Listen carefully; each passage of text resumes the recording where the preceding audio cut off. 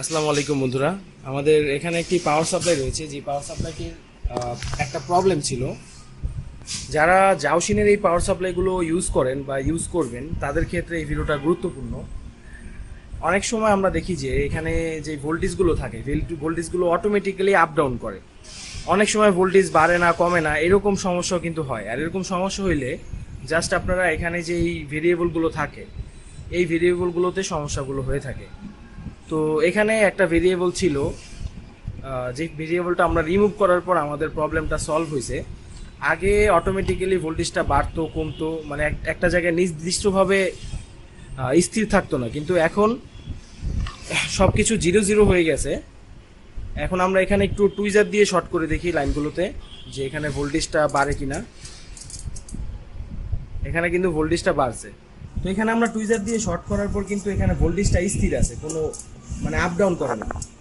তো এখন আমি এর সেকেন্ডারি যে ভেরিয়েবলটা আছে, যেমন এই যে এটা দিয়েও কিন্তু ভলিউম কমানো যায়, বাড়ানো যায়।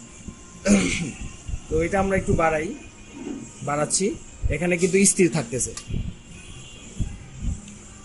আবার আমরা একটু কমাই, এখানে স্থিরভাবেই থাকতেছে, কোনো আপ ডাউন করে না। তাহলে এই ভলিউমটাতে আমাদের সমস্যাটা ছিল, মানে অটোমেটিক্যালি এরকম ভলিউম বাড়তো কমতো এই সমস্যা ছিল। আর এগুলো এই ভেরিয়েবলের কারণেই হয়। যদি আপনার পাওয়ার সাপ্লাইতে এম্পিয়ার বাড়াতে না পারেন, এম্পিয়ারের ভলিউম কাজ করছে না, তখন এই ভলিউমগুলো চেঞ্জ করে দিলে হয়ে যায়। কিভাবে চেঞ্জ করবেন? এখানে যেরকম মান লেখা আছে B1K মানে হচ্ছে এটা 1 kilo resistor, 1 kilo variable resistor. এটা চেঞ্জ করলে যদি এটা সমস্যা হয় 1 কিলো একটা লাগাই দিতে হবে এরকম। তো এখানে আমরা আমাদের আগে ছিল, এখানে এটা লাগানো ছিল। এটা যদি লাগানো অবস্থায় থাকে এই নষ্টটা, তাহলে এখানে অটোমেটিক্যালি ভোল্টেজ আপ ডাউন করবে।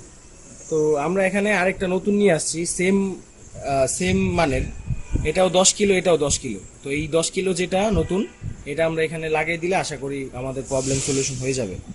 তো এখন আমরা এই নতুন ভেরিয়েবলটা এটার মধ্যে লাগিয়ে নিই।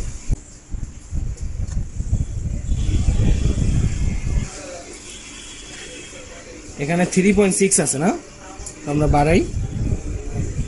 বাড়তেছে, কমতেছে। হ্যাঁ, ঠিক আছে, এটা একেবারে বাড়াই দিই। তো এগুলো অনেক সময় ইউজ করতে করতে মানে ভোল্টেজটা এখন যে একদম ফুল বাড়ছে, এখানে 15-র উপরে গেছে, অনেক সময় 15-র উপরে যায় না, তখন আর কি ভেরিয়েবলগুলো চেঞ্জ করতে হয়। বা অনেক সময় যে আমি যদি এখানে 3.7-এ রাখি, তো এই পাওয়ার সাপ্লাইগুলো মানে ইউজ করতে করতে একটা সমস্যা হয় কি, যে এক জায়গায় স্থির থাকে না, এটা আপ ডাউন করতে থাকে। তো এই ভলিউমগুলো নষ্ট হওয়ার কারণে এই সমস্যাটা হয়। ভলিউমগুলো চেঞ্জ করলে হয়ে যাবে। তো এই ভলিউমের প্রাইস হচ্ছে মাত্র 20 টাকা। তো 20 টাকায় আমরা এই পাওয়ার সাপ্লাইটা ওকে করে ফেললাম। তো আপনিও চাইলে নিজের পাওয়ার সাপ্লাই নিজেই ওকে করতে পারবেন।